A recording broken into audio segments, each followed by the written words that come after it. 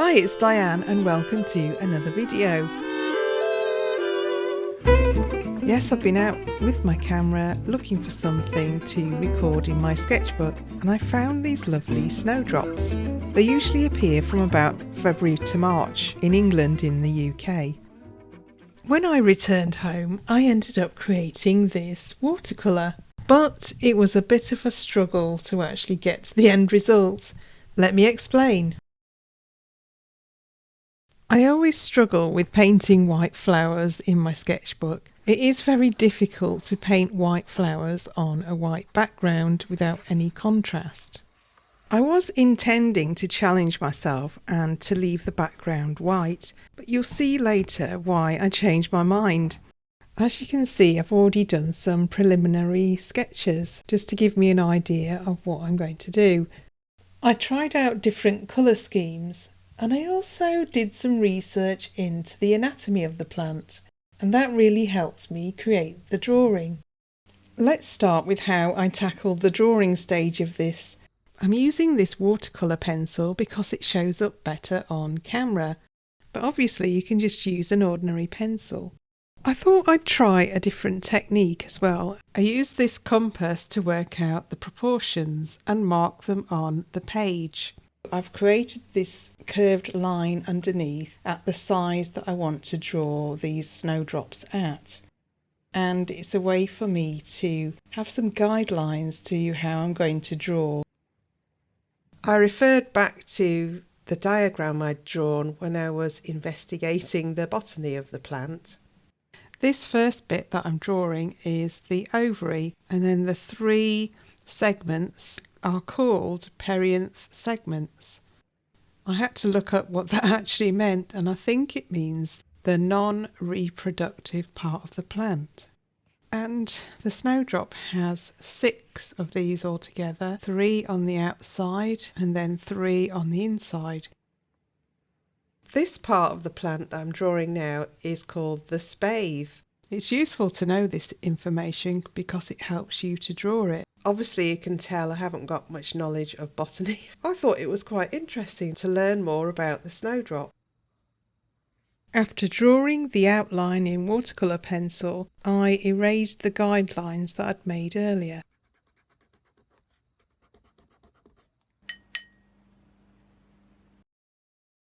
I used a colour called Moonglow to paint the first layer of the snowdrops.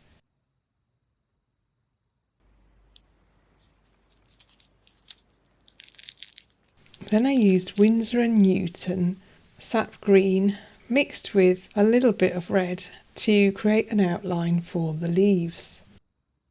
And when I say I'm a beginner, I have been sketching for quite a while, but in terms of watercolours I find them really difficult and I'm learning how to use them all the time.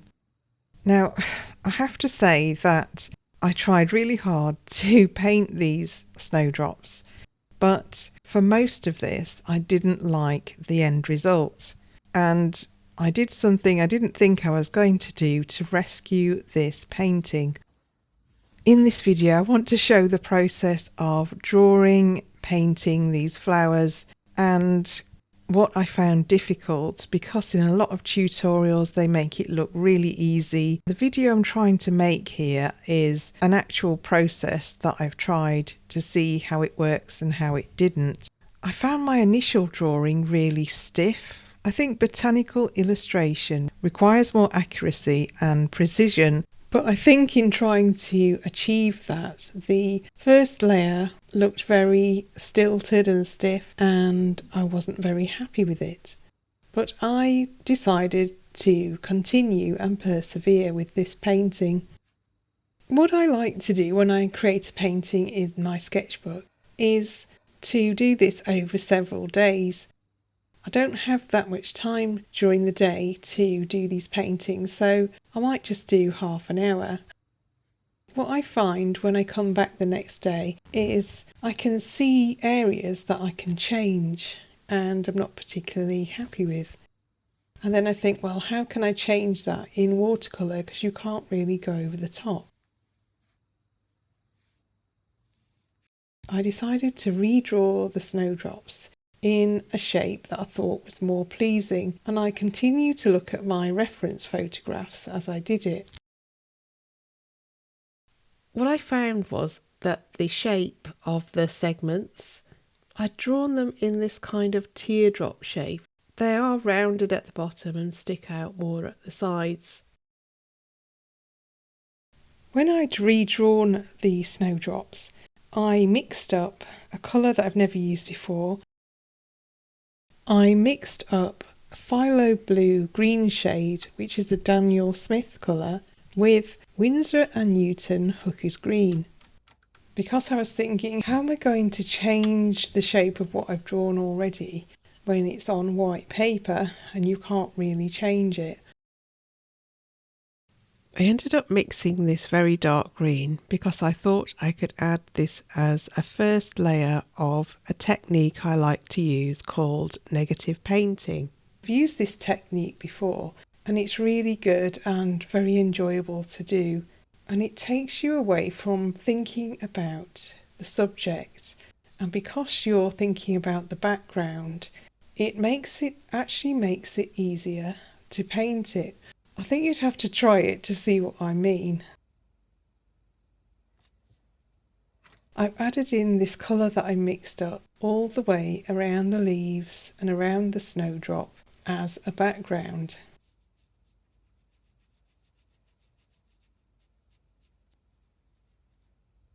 As you continue to watch, you'll see how I use this technique to completely change this painting, and in the end I actually quite liked it.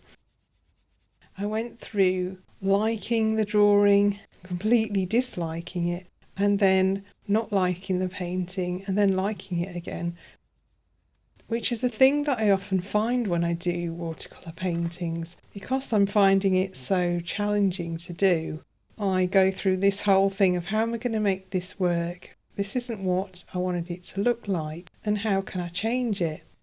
Using this negative painting technique seemed to really work.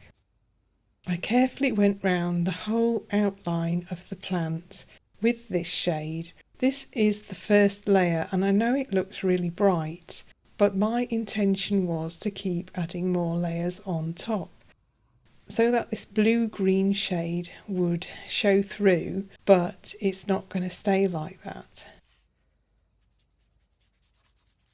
That's the beauty of watercolour, is that you can do several layers, keep going over the top and build up the layers until you've achieved what you want to achieve.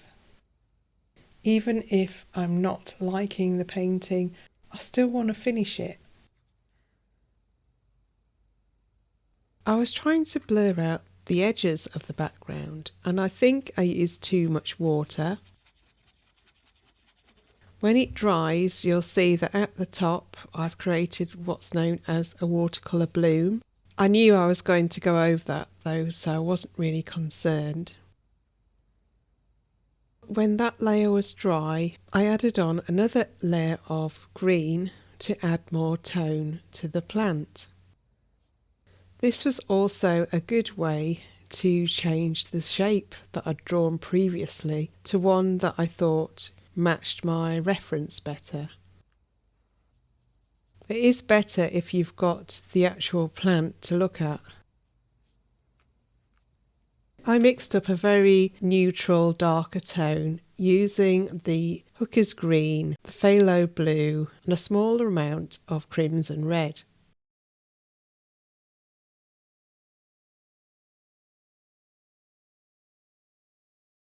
After I've mixed up the colour, I like to swatch it at the bottom of the page, and this helps me remember how I mixed it, and if I like the colour I can use it again.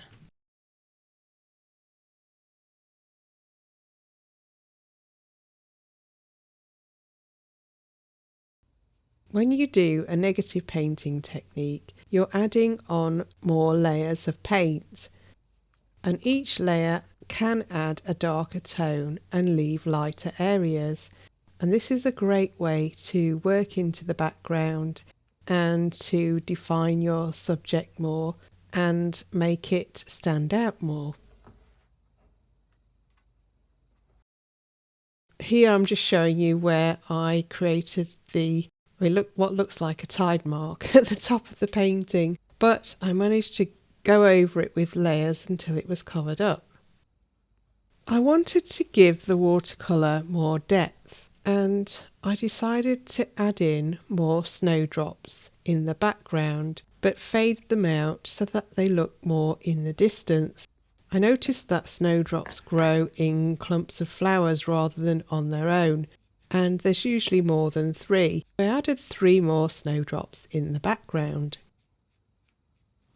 First of all, I drew in the shape, and then I went around the shape with a darker tone, and that makes them stand out.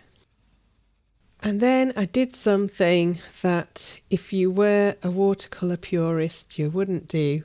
I added white watercolour paint on top. I bought a new art supply, and that is this Daniel Smith watercolour stick.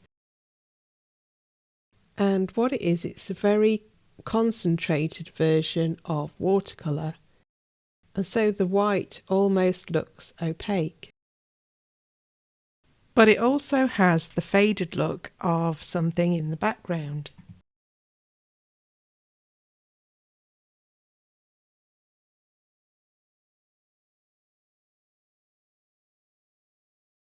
Snowdrops usually grow in shady areas around trees.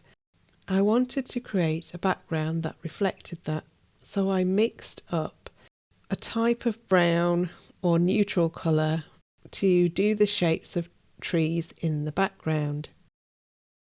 The colours I mixed together were cadmium free red, sap green and raw sienna. Here you can see I'm doing the silhouette of trees in the background. I know that you're meant to paint botanical illustrations without a background, but I like to show the context of where they actually grow. And I think for me, this is an approach that I prefer to take, although I might still try drawing a flower on its own without a background. I continued to add in the trees in the background, but I did it very faintly and blended them in, and this covered up a multitude of sins.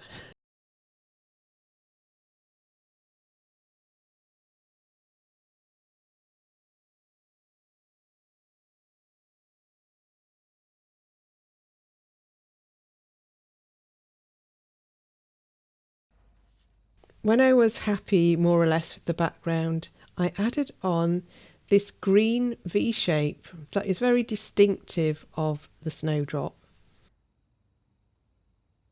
I also added a darker tone to the plant itself. I couldn't decide which way the light was coming from, so I kept changing my mind, but in the end I ended up with something I was happy with.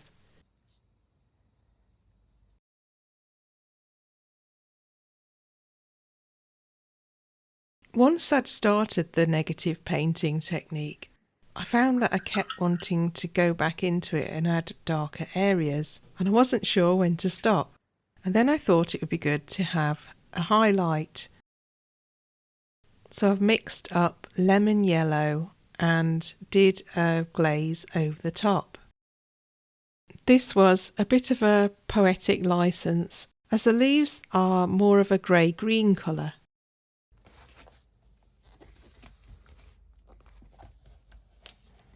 I found out some information about the snowdrop, and I thought I'd add this information next to it.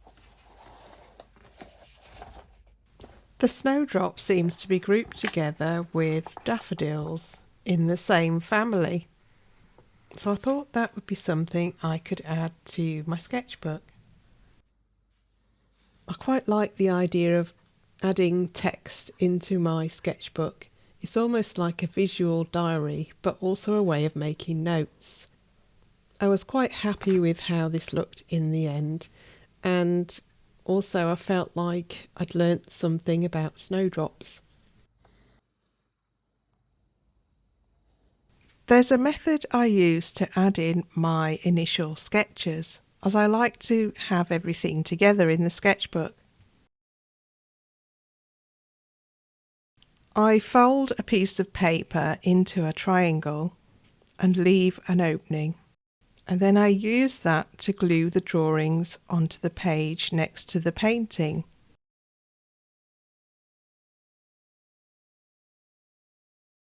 This means that they're removable if I want to look at them, but also it shows the whole process of how I ended up with the painting. I like my sketchbook to have all my notes so that I can look back, and if I want to try anything again, I know what I did.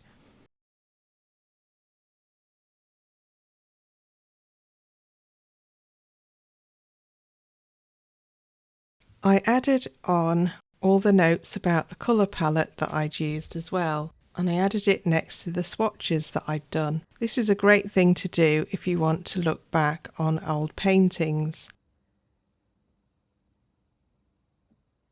And then when I've added all my notes, that's that spread finished in my sketchbook, and it's time to move on to the next one.